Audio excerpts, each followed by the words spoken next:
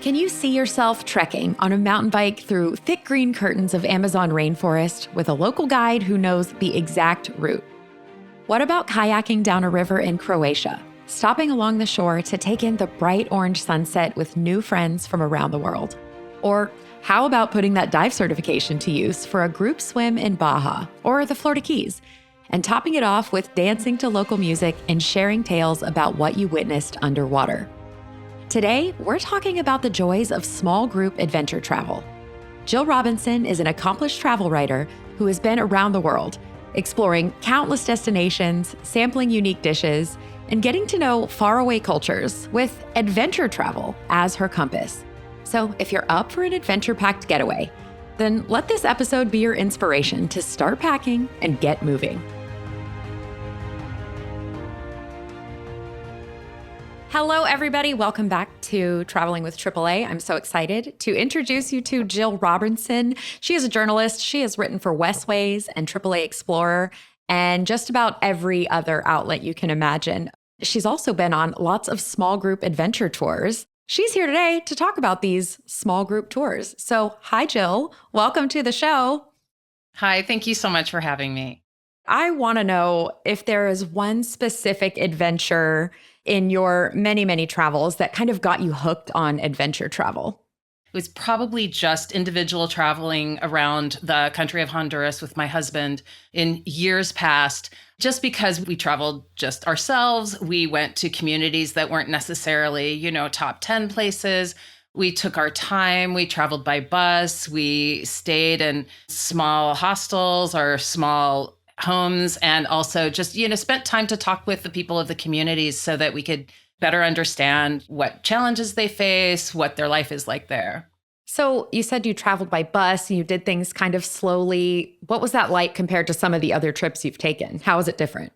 It requires a lot of patience, especially in countries that don't have specific bus schedules. If you think that the bus is going to show up at 10 and it shows up at 2, that happens in some places. And I think that if you can be patient and do individual travel that way, that's wonderful. But one of the benefits of organized small group travel is that you often have a schedule. Everything may not always go to plan, but at least you have people there who are organizing things and they already have plans B and C scheduled. So you don't have to worry quite so much if something doesn't happen exactly perfectly. I know a lot of people think group tour, okay, 50 people on a bus, you're on, you're off, you're following somebody with a flag, and it's kind of generic. So tell us how maybe this is different. Generally, outfitters that talk about small group travel, they're talking about 10 to 12 people. Of course, my idea of small is much less. Like I would be happy with 6, but 10 to 12 is pretty reasonable. Adventure also varies. Adventure can be a cycling trip. It can be a multi-sport adventure. It can be to a tropical location and you're in the water a lot, just snorkeling maybe, or swimming, or hanging around the beach. Or maybe you're hiking and it allows you to be outdoors and in communities to get to know the destination a lot better and deeper. What are some of the specific tours that have been highlights for you? Diving is always a wonderful highlight because it allows me to see places that I haven't so much. And I really just love to see wildlife and what everything looks like under the surface. But I've also gone on trekking expeditions in the Himalaya in the winter to look for snow leopards. That required camping, but we had people who were manning the kitchen. So it was almost as luxurious as camping gets, but there are still some definite rough aspects to it. I have also been on beach treks. I was just in Samoa a couple of months ago on a trip where I got to snorkel, got to swim in the water, got to talk to people in small communities, was welcomed by a village, did a little bit of hiking, nothing too extreme, and, really got to understand a culture that I have never been to. It's nice to know that you've got that sort of safety net of somebody else knowing what's coming next and who to talk to in case the restaurant you thought you were going to is closed. I think the obstacles are a little more manageable when you're on a group tour. That is true. And I think when we talk about small group adventure travel, Some of the best outfitters really focus on making sure that you have local guides, not someone that they fly in to run this trip periodically, but people who live in the community, who know the people and the businesses that you're working with, as well as maybe smaller hotels, smaller locally run hotels, as opposed to big national chains or luxury resorts. And so that allows that flexibility and the knowledge and the deep knowledge of those people in the community, so that you really are not only assured that if something doesn't happen right, you have an easy way around it, and also that you really get to understand the culture and you get to your dollars go into that particular community as opposed to the wind all around the world.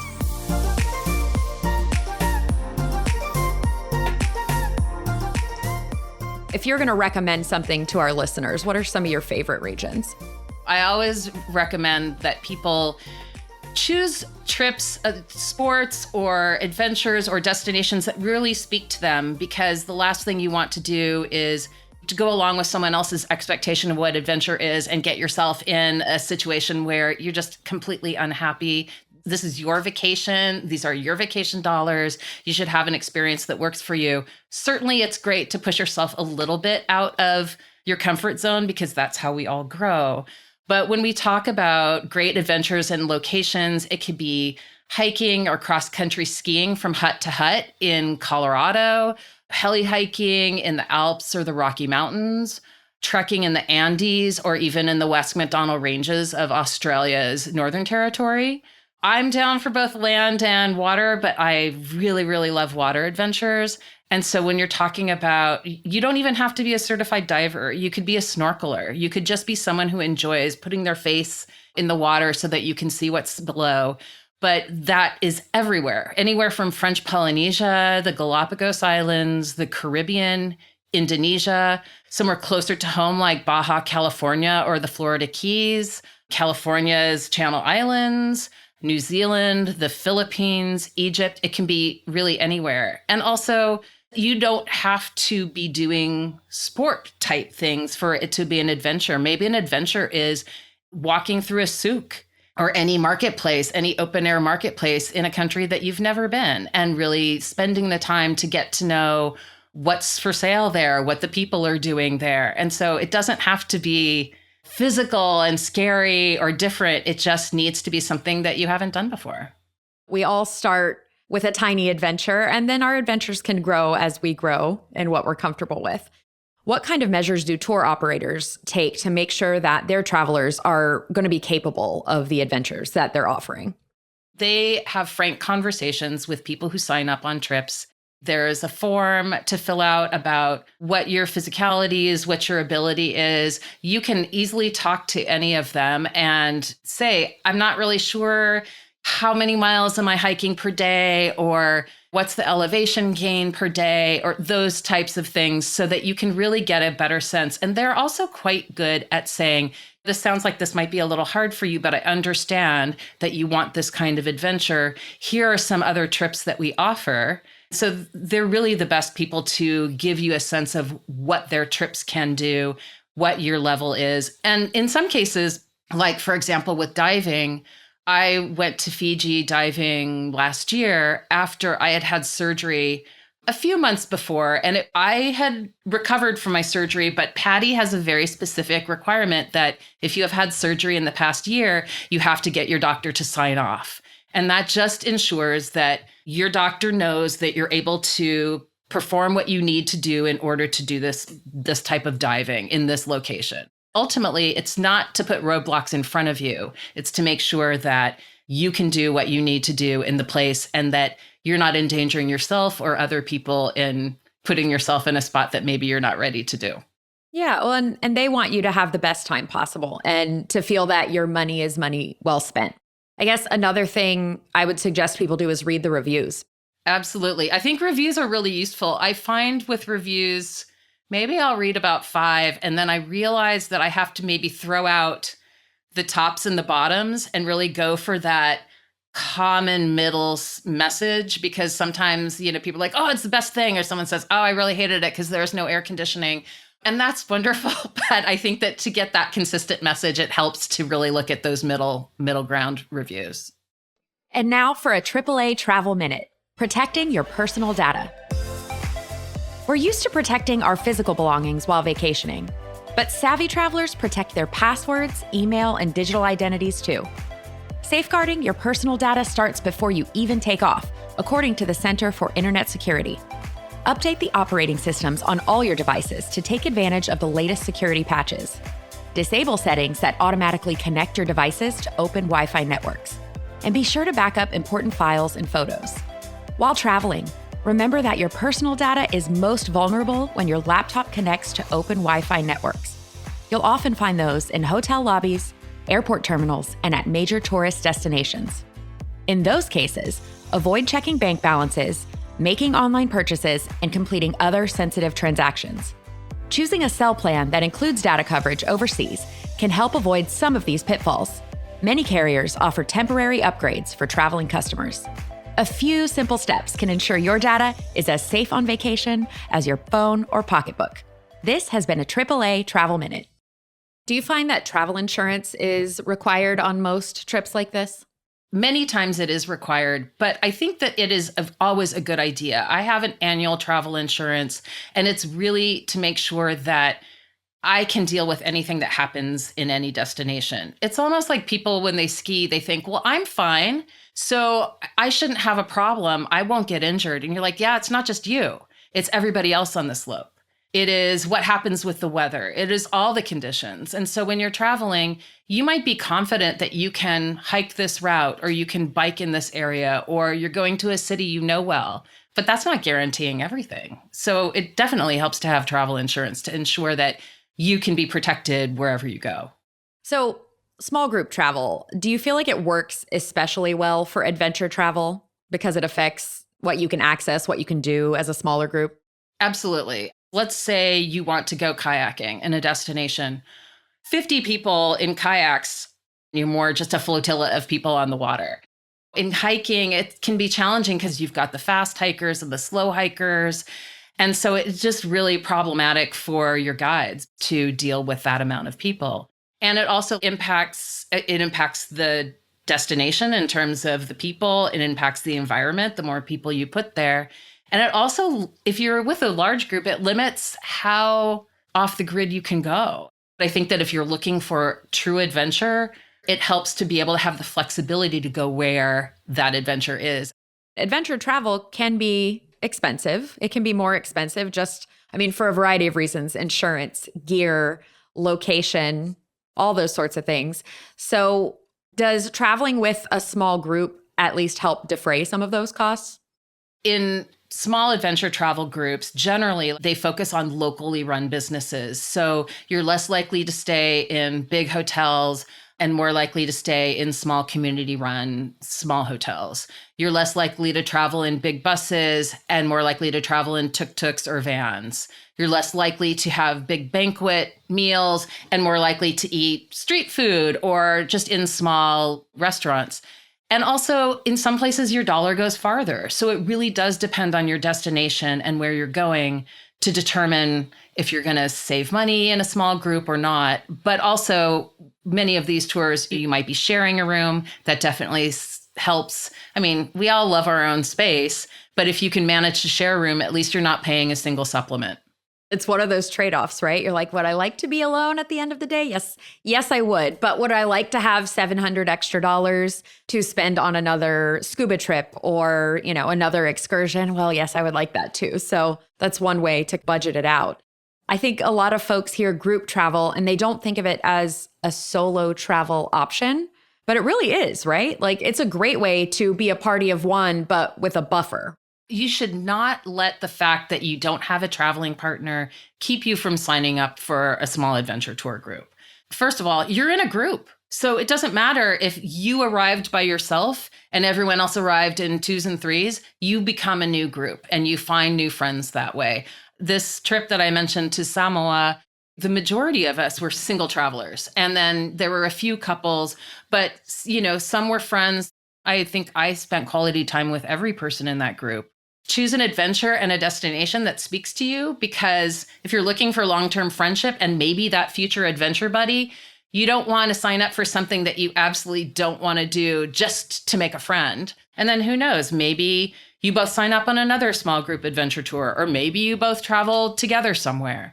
But it definitely allows you to meet people who are like-minded in their travel patterns.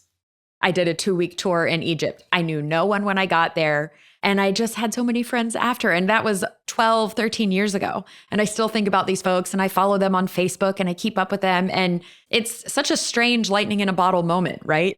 That is one of the fantastic benefits of social media, is that we can see what each other is doing and still feel like we have that connection that we had maybe 10 years ago. But also, I think that, travel can bring out the best in us, and it allows us to maybe be the people that we really are as opposed to the people we think that we are. And that light that shines in you when you're traveling and discovering new things and being open to experiences, your friendships you make, they can continue forever.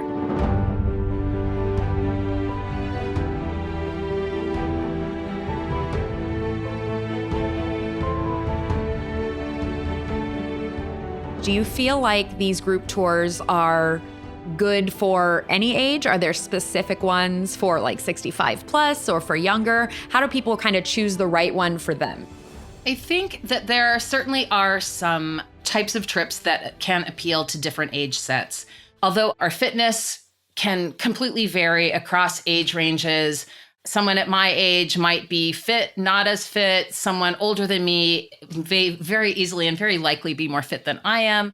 When you run into descriptions of trips and they say this appeals from 20s to late 30s, it does. It appeals to them. But if you want to go on that trip, it's not barring you from doing that. It's just giving you a sense as to the type of generational energy that is going to be on that trip. There are certainly trips that are geared more towards maybe hiking, walking, trekking, cycling for older groups. There also similarly are trips that are kind of geared towards families. And so you have parents as well as children of a variety of ages on trips together, but with the understanding that it's family energy. The outfitters give you a sense of what you can expect, and it's really kind of up to you to determine if that's the way you want to travel.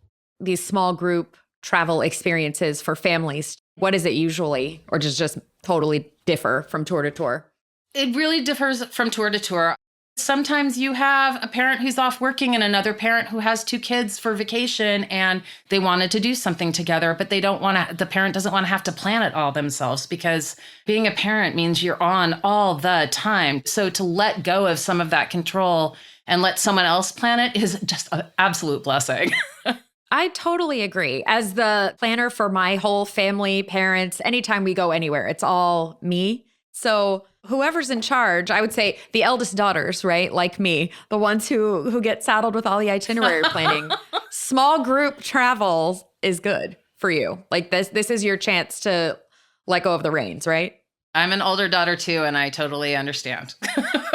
You talked a little bit about giving back to the local community. Let's dive into that and tell me if there are any specific destinations or tours that really focus on that, if somebody is wanting to get involved in the local community in some way while also traveling.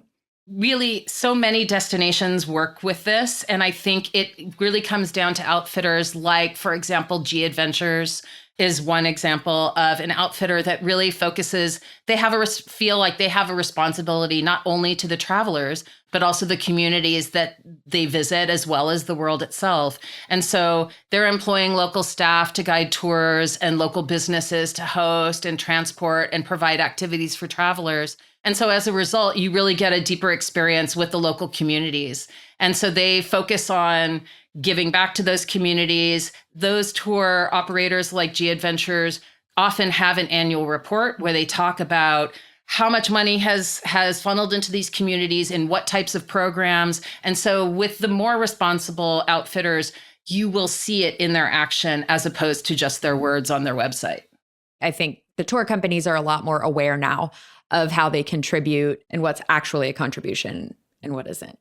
Like you mentioned earlier, reviews and information about what these tour operators do can really help you discern the one that fits you best.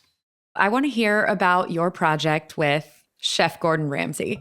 Tell us what that was about and how that goes into this whole adventure travel talk we're having. So he is now in the 4th season of Gordon Ramsay Uncharted with National Geographic, where he travels the world and works with local chefs and local food purveyors and people who are specialists in the food ways of their cultures to kind of get up to speed and understand what it's like to cook with these ingredients, what their culture's food traditions are, and to really get a better sense of the place through the food. I was sent by National Geographic to report on the show itself. And so for the first 3 seasons, I traveled with the film group and Gordon to some of the destinations. I interviewed all the chefs in destination and wrote articles for National Geographic on those seasons, as well as a little more than a year ago, co-authored the book with Gordon on the Uncharted series for the first 3 seasons. That was also put out by National Geographic Books. So if you had to pick one super adventurous culinary experience from that whole endeavor, do you have just one that you can share? I was able to taste a lot of the things that they prepared. Some of them were ingredients like bugs or other protein sources that we just don't generally prepare in our culture. But I think one of the benefits is to be able to see that and taste some of it. You really do understand the culture behind the food tradition. And so it just gives you a better sense of a community and its culture as opposed to, oh, I went to this destination, I got to eat bugs.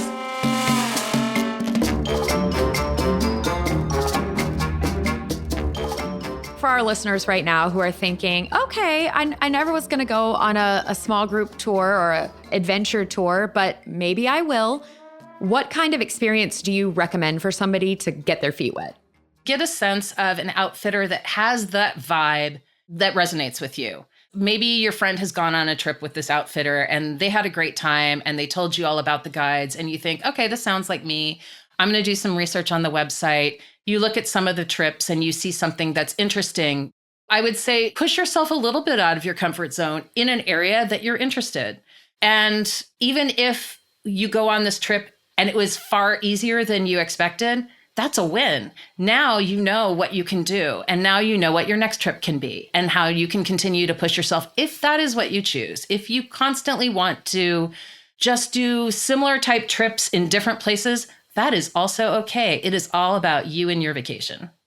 It's not a competition, right? It's not who can do the most adventures, I guess for some people, it's who can hike to the tallest mountain. I'm not that person though. So it's just what is going to enrich your life.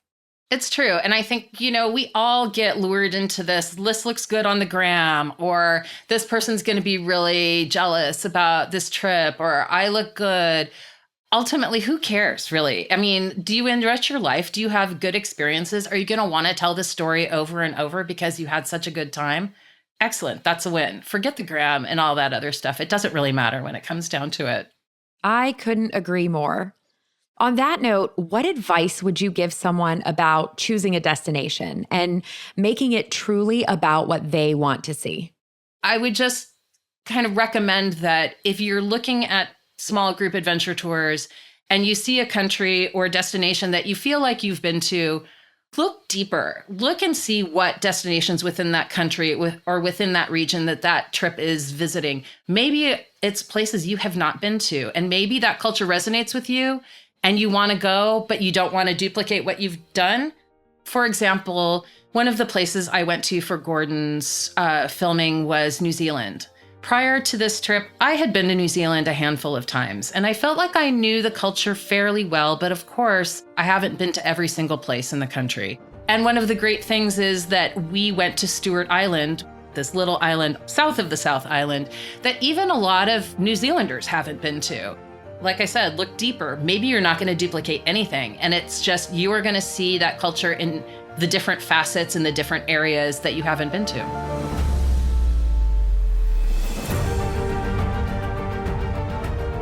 Jill Robinson, thank you for joining us, and thank you to our listeners for being with us. If you're planning a trip, be sure to connect with a AAA travel advisor. Check out AAA.com/travel or visit your local branch. This podcast is a production of Auto Club Enterprises. If you enjoyed it, please subscribe and leave us a review. I'm Angie Orth. Thank you for traveling with AAA.